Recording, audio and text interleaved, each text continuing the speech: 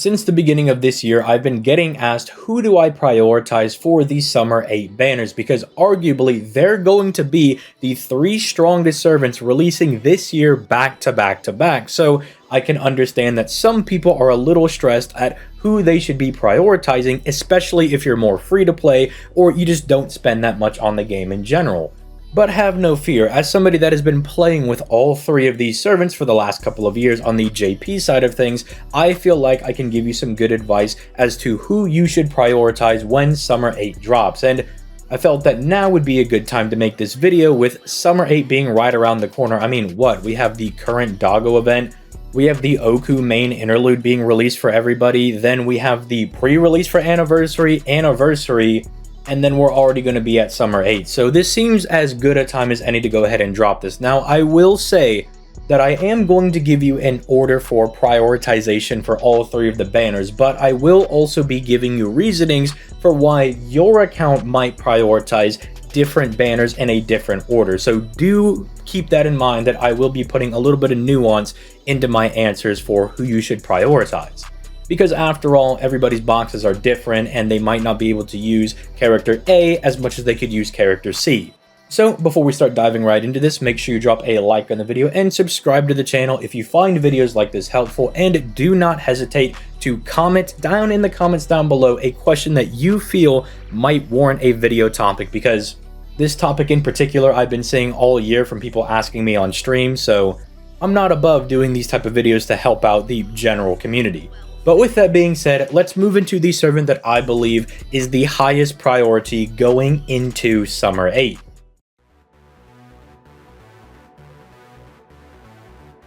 It should surprise nobody that Ruler Scotty is going to be the top priority for many players, seeing as she is the newest top tier support that we're going to be getting. And I did make this video when she came out 2 years ago and nobody listened to me, but she is unironically doing a lot to help Quick out.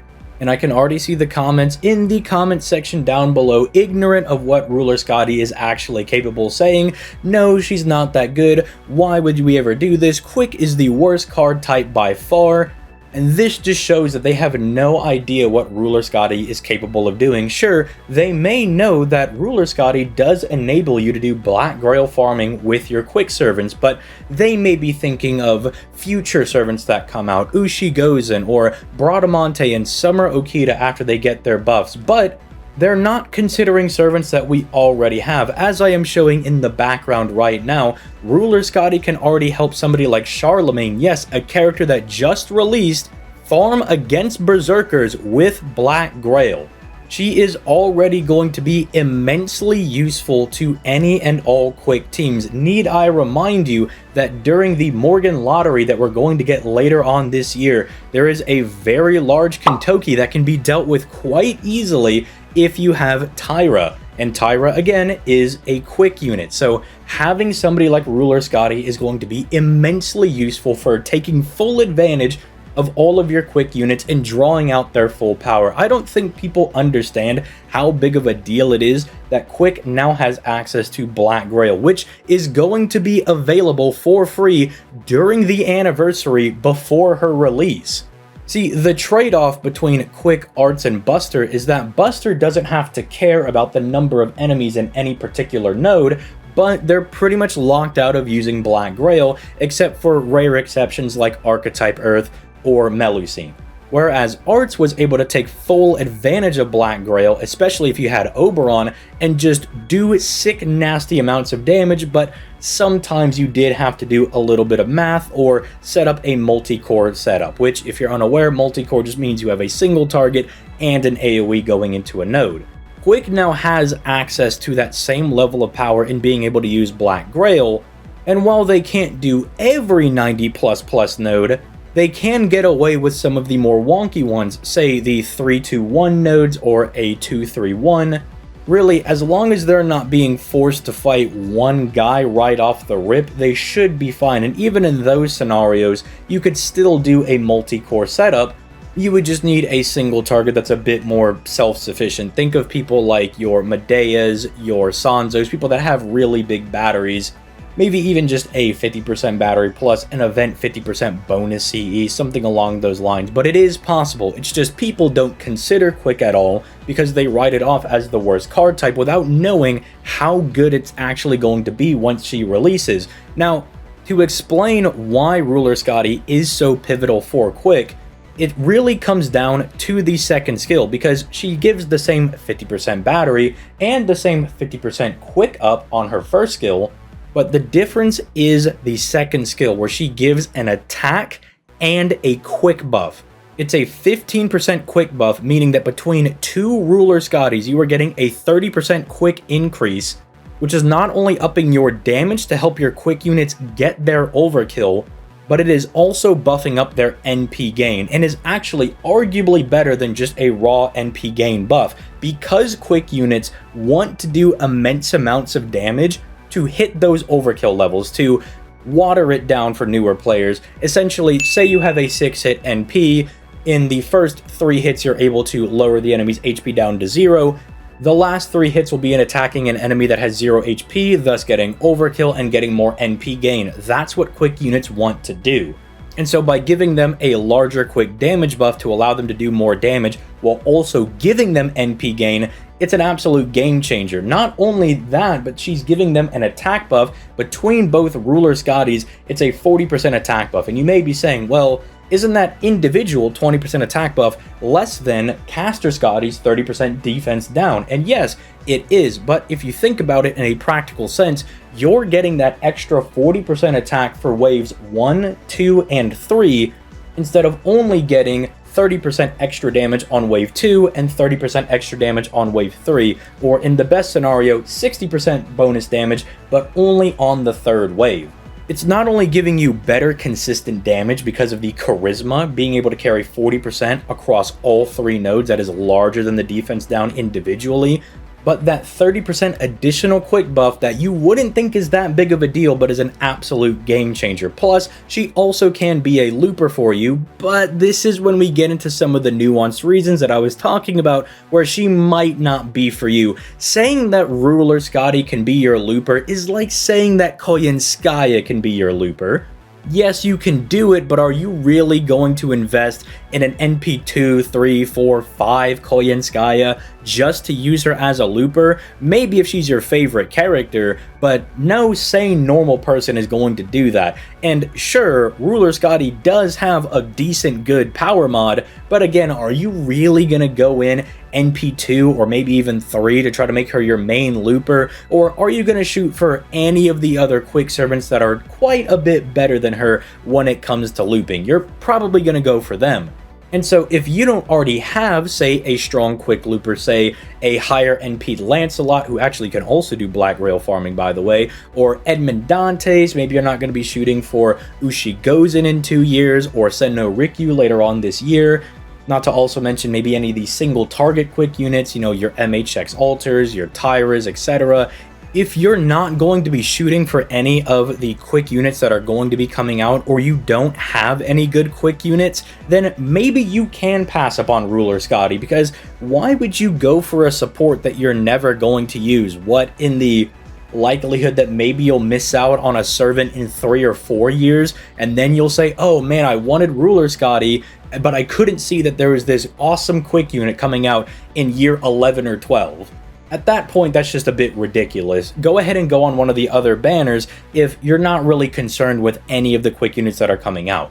But I do think Lisengel knew what they were doing when they made this unit, and they put them as the last banner, because she is a major support. She does help out Quick quite a bit, but if you don't have anybody to really take use of her, or you're not going to be summoning for any quick units in the future, you might be able to pass up on her and move her lower on the priority list.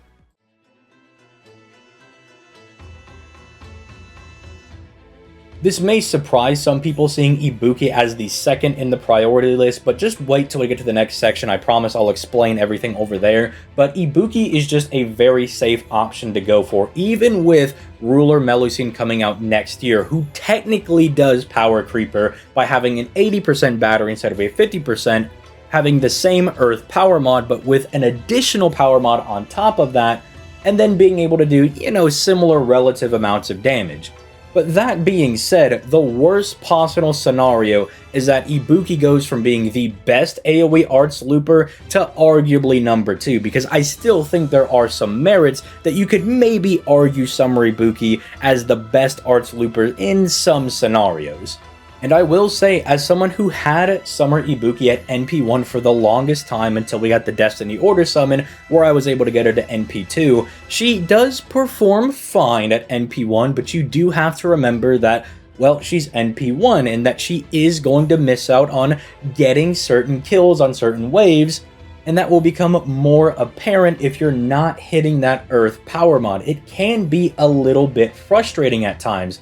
And there are some times where I've been farming with her at NP1, and I know this has come up a load of times on stream, where she will only hit 45% or 48%, which I think is the most frustrating thing I've ever seen when using her, because then she's right barely out of range of being able to get back to 100% with her 50% battery. That will happen at NP1. Not that it's going to happen the most common, right? You're not going to be seeing it every single event, but you will see it every now and then. And this comes from personal experience. So if you are going to go for Summer Ibuki, I will tell you, as someone who did manage to get NP2, that it does make a world of a difference. I think I've only really seen her fail to nab a kill on a wave 2 and a 90++ node once. It just really secures that she's going to take out everybody that's in a node as long as they have Earth attribute. Again, 90++ is a little bit different if you wanted to take out the main 1 million HP boss, but you can always give her an event, damage CE, or you could use Black Grail, etc., which again is going to be free going into the anniversary. She is an arts looper and can make very, very good use of Black Grail. But in all honesty, I don't have as much to say about her compared to Ruler Scotty, because Ruler Scotty really changes how we're going to be using quick units. Ibuki is, and I only realized this on my last stream that I did on Monday, is just another AoE arts looper that we get every single summer that power creeps the last one. I think, the only one that hasn't power creeped another summer servant is maybe Summer Kiara to Summer Masashi. I think that is probably the only one that did not power creep the last AoE arts, as the best looper in the game. But at least with Ibuki and Summer Melusine, I don't think there's that large of a difference. Melusine will be a little bit better going into 90++. Again, fighting some of those very weird nodes where there's one enemy at the front, having an 80% battery is just going to be better than having a 50% battery. Having that extra power mod might let her eke by in certain scenarios where Ibuki won't be able to. But I will tell you, at NP1, she's fine, might be a little frustrating at times, but you'll still be able to get by with her. Again, if you have to rely on face cards, thankfully, she's a berserker, so they're going to do some pretty decent damage. And she has some applicability going into challenge fights, being able to remove defensive debuffs. That's always kind of nice. She kind of wants to have a little bit of a crit niche, and with Proto Merlin releasing on the banner before her, you can actually take advantage of that. Although, keep in mind, not every boss can have their buffs removed from them, so it's not always going to pan out, but in general, it'll be pretty good. She's nice if you just want to blitz through challenging content. Overall, I have her at the number 2 slot because she's just a very, very solid choice. If you've already got Castoria, or really, you've already got Nero Bride, then this seems like an easy shoo-in, because if you don't care for Melusine, you can just keep using Summer Ibuki and be absolutely fine, as I've been doing over on the JP version of the game. She also works really well if you don't have Nero Bride or Castoria with Lady Avalon, which is someone we will talk about in just a bit. But the reason she's also at 2 is because, well, even though she's very strong, arguably she's getting power crept next year, and if you already have, say, a strong Summer Kama, or a Space Ishtar, or XYZ, insert strong arts looper here, you don't really need to replace them for Summer Ibuki. I mean, if you've got an NP3 Summer Kama, are you really going to use an NP1 Summer Ibuki over her? No, you're just going to keep using Summer Kama. Ibuki does have one bonus in that her banner unit in Summer Heiress is a very strong single target arts unit, so if you're looking to buff up your arts units on your box, this is just a good banner to go on in general, because the AoE and the single target are both good, so that's also why I have her technically at 2. Because while I think Proto Merlin might be a bit more valuable as a servant, this has the benefit of both units being very strong, and it's just a good banner in general.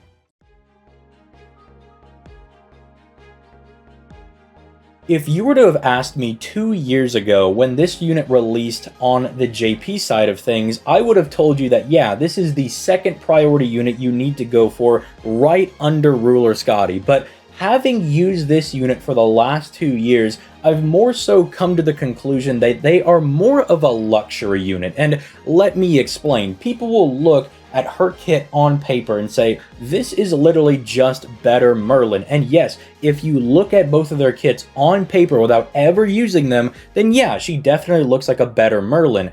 But when you think about it from a practical use case, you know, you're actually planning on playing the game, what she does for the arts teams is essentially trying to replicate what Merlin does for the Immortal team comps. That extra NP overcharge stage of 1 is meant to replicate the units that Merlin is being paired with. Because think about the Immortal team comps. You're using people like Morgan or Himiko, units that offer NP overcharge of 1 or even 2 stages, but units of their caliber that do the same thing aren't really as prevalent in arts teams, especially ones as good as Himiko that give you double overcharge ascension. So that is why she's there, to offer that same thing. That way you can still maintain the same level of getting those NP overcharges, hitting a 4 or even 5 hit stack of Solemn Defense consistently like you do with Merlin and Castoria.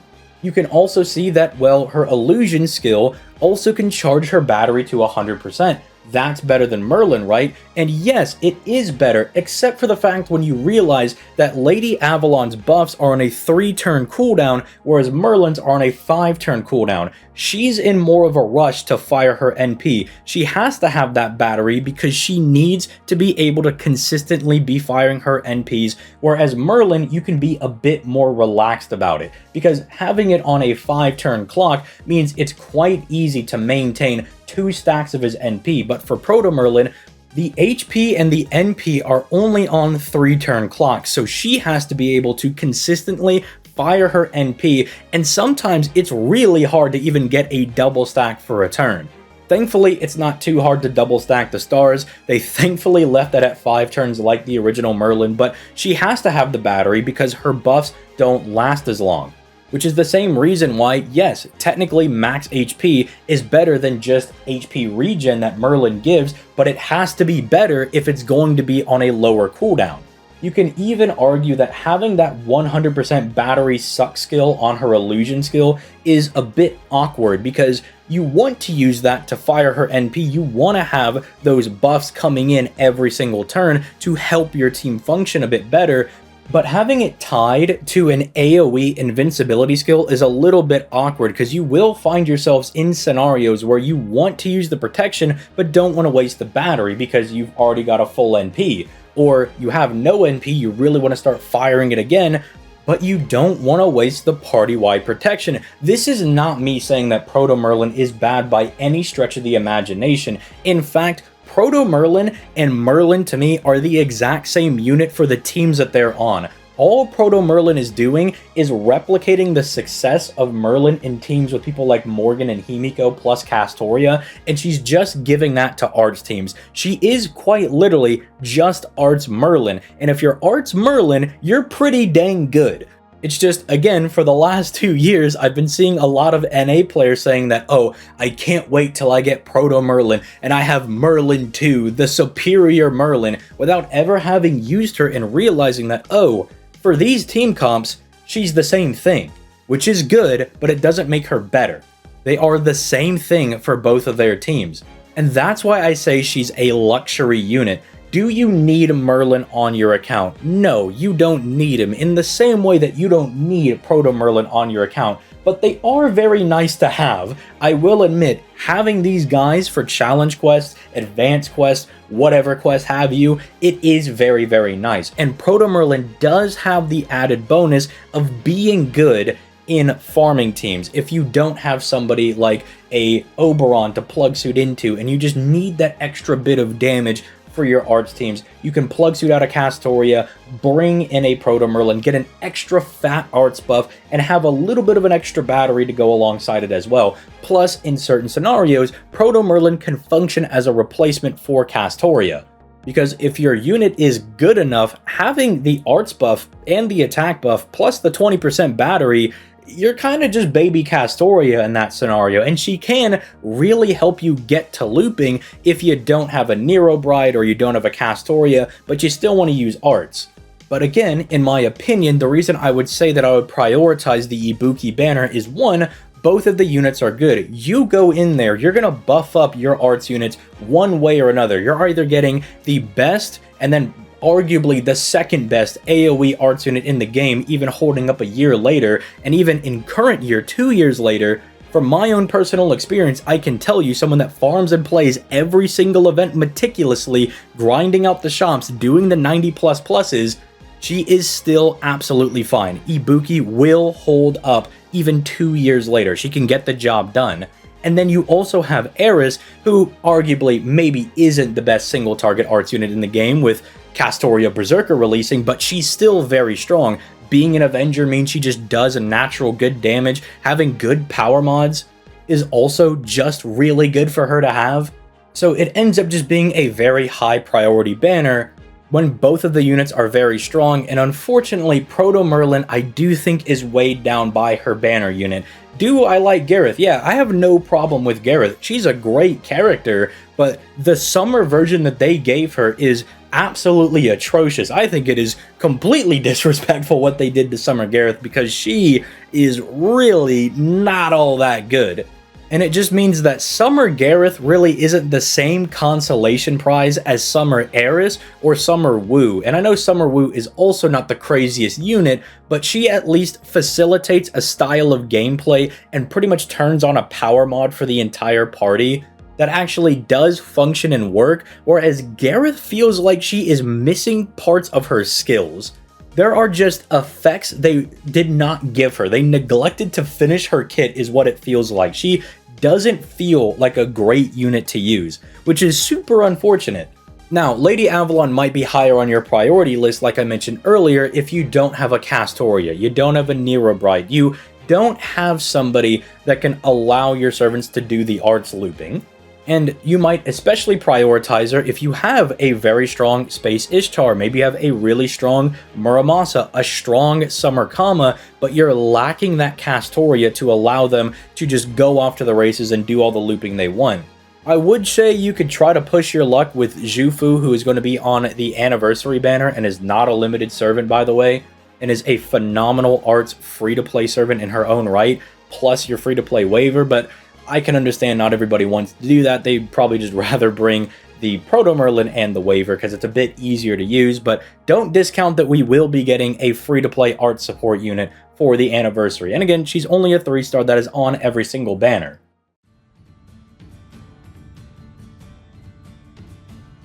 I hope this was able to help you guys out in coming to a decision on who you're going to summon for when Summer 8 comes out. Don't worry, I'll put up my individual reviews for them when they actually release, but I wanted to give you guys some time to consider what units you want to prioritize going for, as we are going to get a decent chunk of Saint Quartz for Anniversary, and especially if you're not going to be going for Archetype Earth, and maybe you've been playing for quite a while and have a few servants leveled up to cash in on that extra Saint Quartz, there's a real chance you'll be able to go insanely deep on one of these banners and almost guarantee yourself getting one of them, if not being able to go deep on one banner and potentially dip into another. That's why I wanted to list them off and give reasons for why I've listed them the way they are, and why I think some people with certain accounts built the way they are could prioritize a different unit for a different reason. So hopefully this all made sense to you guys and are able to piece together who you should be going for. But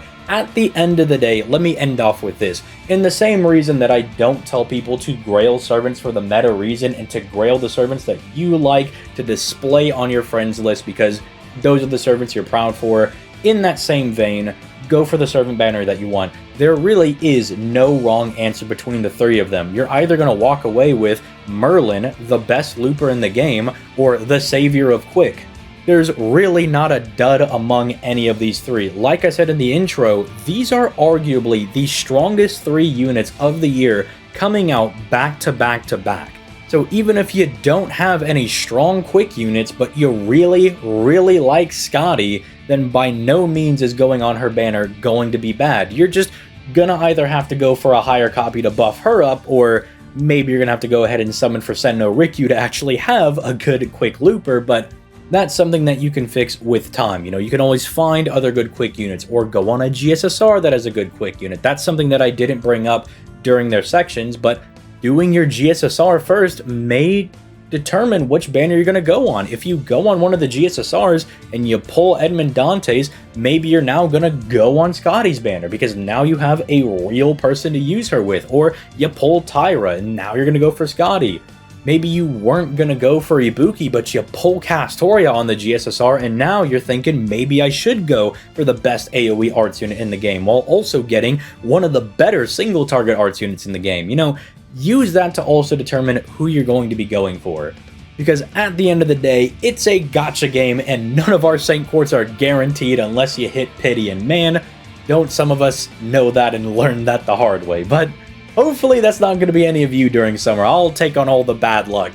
If I only have to go into Summer Scotty's banner, get absolutely blasted, but I hit pity and get her, then you know what? By all means, I took on all the summoning evil in the world. I'll be the FGO Angramanyu during the summer event. So with that being said, I'm going to go ahead and get out of here. Don't forget to drop a like on the video and subscribe to the channel if you enjoy this style of content. And again, I was serious. If you have any other questions that you think merit a video because it is something that you're really wondering about, put that in the comments down below. If I can't answer it in a comment, then maybe I'll make a YouTube short, or maybe it can be a video in the future, something along those lines. And if you have further questions, we have a Discord link down in the description down below.